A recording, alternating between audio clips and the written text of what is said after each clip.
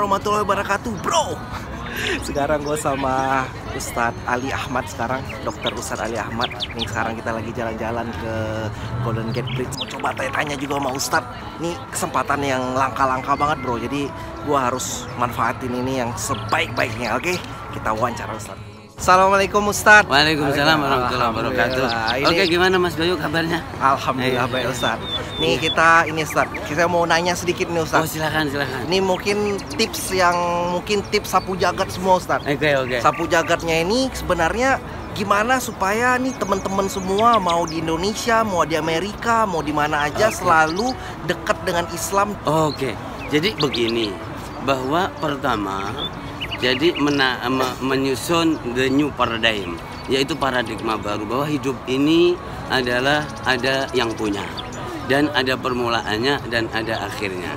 Lalu orang yang dianggap sukses adalah poin yang kedua, bahwa ada jadi merasa jadi akan memanfaatkan semua kesempatan itu untuk sang creator yaitu yang pencipta, Allah Subhanahu wa taala. Kalau bahasa Islamnya inna sholati wa nusuki wa mahyaya wa mamati lillahil alamin.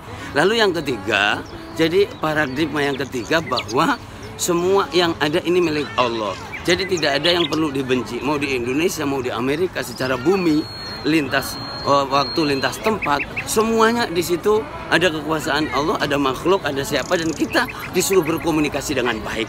Lalu yang paradigma yang keempat, jadi siapa yang paling sukses dan hebat adalah siapa yang bisa meninggalkan sejarah petilasan, lalu kemudian dimanfaatkan oleh generasi-generasi berikutnya. Sukses semuanya, dan kemudian yang baik hanya yang diberi pahala, yang dilarang, yang dosa diancam dengan siksaan. Jangan sampai menyia-nyiakan waktu dan tenaga. Alhamdulillah. Jazakallahu khair Ustaz. Okay. Alhamdulillah. Assalamualaikum warahmatullahi wabarakatuh.